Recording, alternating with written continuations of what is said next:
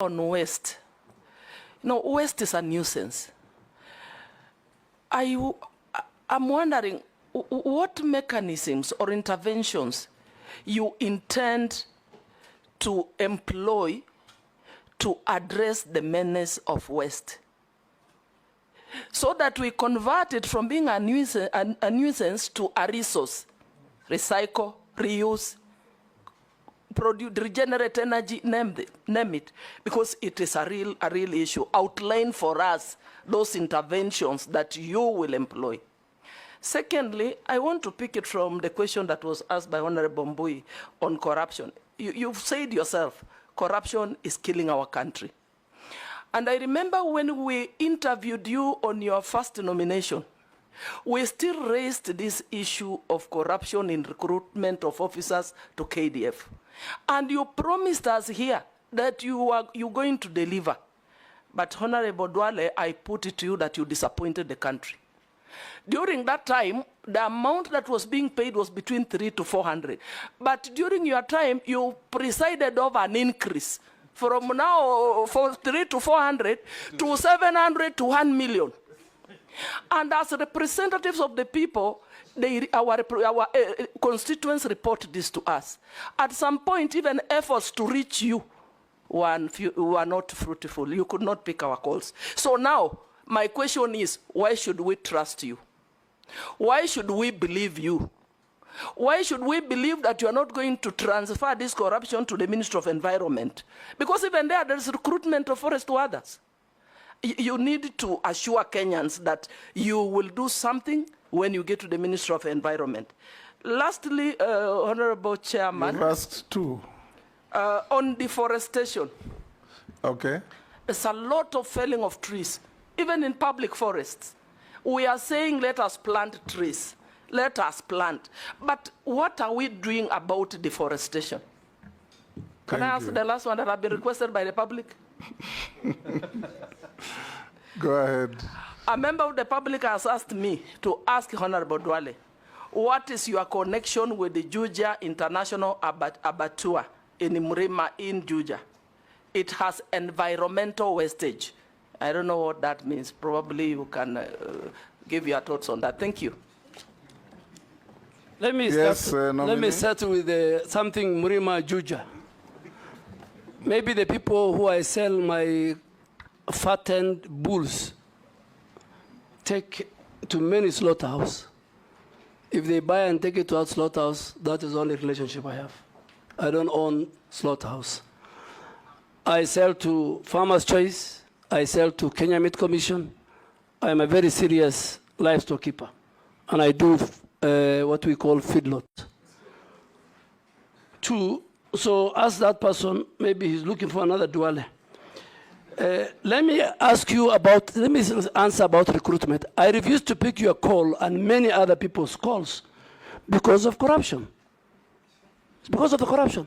You wanted me to employ for you people. And many members of parliament will agree with me when even they send me text. I said, please go to the nearest sub-county recruitment center. So I'm very sorry, Honorable Mercy. If I didn't pick your call, I was scared you'll ask me to recruit somebody for you. And that is the level of how I abhor corruption. Two, I think when I went, is the only recruitment that I did under my leadership. The only one. And the speaker said it's a systemic. Systemic. It was systemic. Okay, inform him. But Speaker, I must agree if I want to be informed. Okay, point of order. I remember the standing orders. I know. Point of order, Speaker. Let's hear her. My call. Honorable Speaker, I was calling the Honorable CS to seek clarification with respect to the concerns that were raised by my constituents, that those who were successful and had reported to the training camp were being chased away over flimsy reasons. And I think I can quote, one of my constituents was told that his testicles are not equal. That is why it's being dismissed or returned from the training camp. So I wanted to seek clarification from the CS to tell me what are the guidelines for one to be recruited. Somebody who is successful, he has already reported and is being chased away. I wanted it to secure that slot so that my constituents do not lose it as a representative of the people of Teso South. Mr. Speaker. Oh, yes, what's your point of Honestly, order? Okay, Mary. it was very sad indeed. And my constituent lost that slot because I could not get the CS to clarify. We hear you. Yes. In fact, I had to look for a chairman of a committee to call the CS on my behalf because I thought because I'm a small person, he can't pick mine. You are an He MP. actually picked, but I was not helped. I was not helped. I am speaking on behalf of the people of Teso South. Good. But you are vetting him on behalf of Kenyans. Yes. Yes, on behalf of Kenyans. Yes. And it did not only happen to Teso South. Many Kenyans were returned from the training camp. And we are told those slots were sold again to some waiting rich guys with 1,700,000. It cannot continue.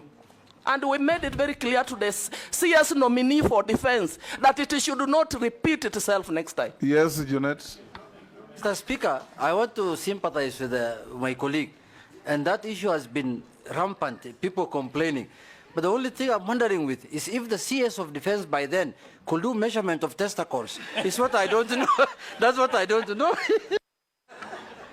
Mr. Speaker, let me, because it's Mr. Speaker, let me make it very clear Yes.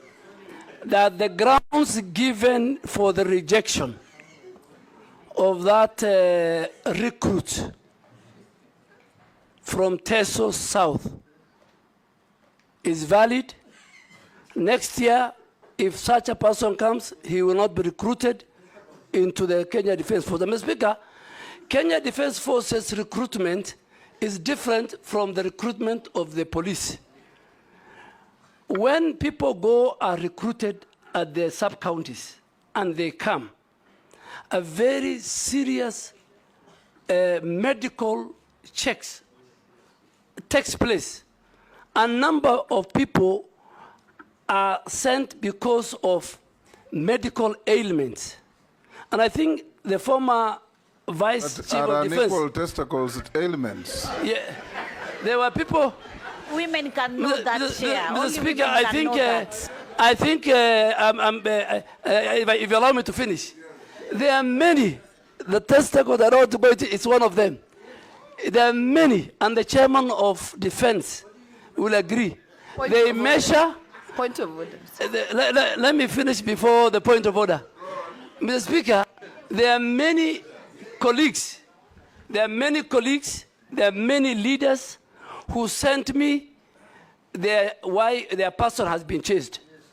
And in 10 minutes, the leadership of KDF could give me 1, 2, 3, 4 reasons, measurements including. So I am sure the next. Women to assist them Not only on this. So, Mr.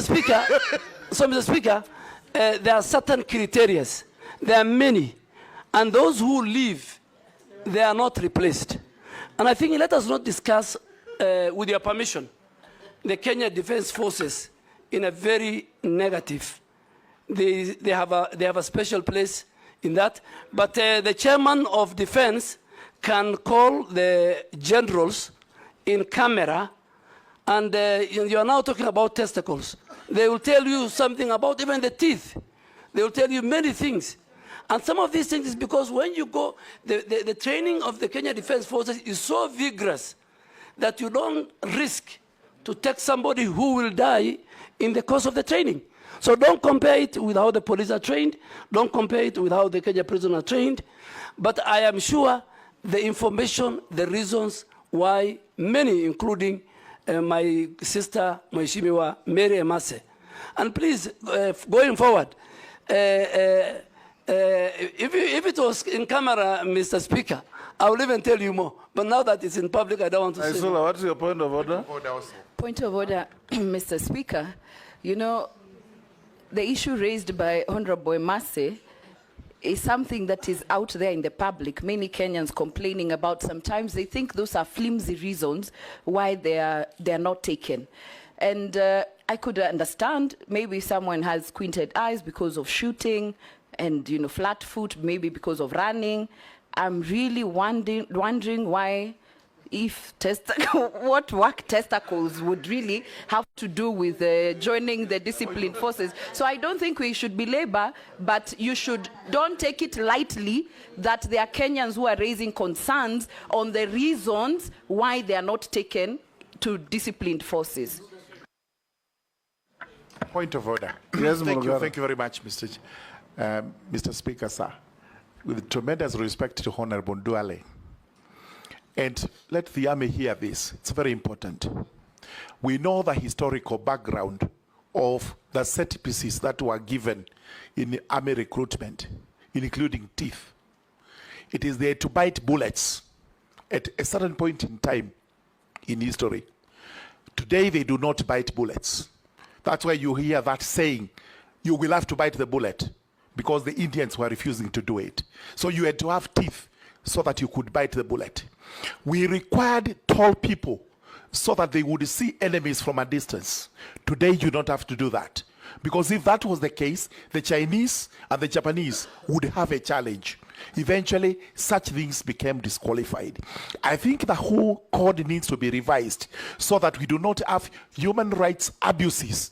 But they are not even abuses. They are excuses that the army is using so that it is able to bar some Kenyans from joining the forces, and, as we are saying, so that other people can actually get the slots. So surely the army must open up on this. Point. Thank you. Let's not escalate this. Okay. For avoidance of doubt, Honorable Duale, I also have a child who was sent away for exactly the same reasons as Mary Mases. Your Excellency, I think just to give the way forward, Not my child, Because, but Your not Excellency- my son, but a child in my neighborhood. Your Excellency, Yes. Speaker, you have, because of And the... you remember I told you yes, about it. yes, I think the leaders are raising very good, valid... Yes, Dawood, what is it? You know, we have talked about men only, but even women are discriminated against. When they do a test, pregnancy test, they do not have anything. But once they go there, I don't know where it comes from, they have a pregnancy. And it's not true. Anyway, Kwanzia let sasa national- the nominee Chair. answer the question Yes. and we move to something Yes, else. Mr. Speaker, I think because the leaders are raising very important and they don't have the information, Mr. Speaker, under your direction, we have a very robust, good leader, head of the military health department called Major General Nganga, through the chair of defense. I think you can call him to Akamkunji and he lists the conditions which disqualifies. I think because what these are raising is public knowledge. Even I think they should even go to the media and they should sensitize the public. And I think is something we have discussed. Focus on your So, environment. no, let me go to. I'm no longer there, so. Yes. Yes, next minister will deal with it if approved. Yes. Speaker, Honorable Dawood talked about waste management. Waste management is a serious issue in our country. Mr. Speaker, why do I say so? The law is there, the regulations are there, county governments are not enforcing. NEMA, waste management in the first place, Mr. Speaker, is a devolved function. All that as we do is to support in terms of regulatory powers. But waste management will be something, if I'm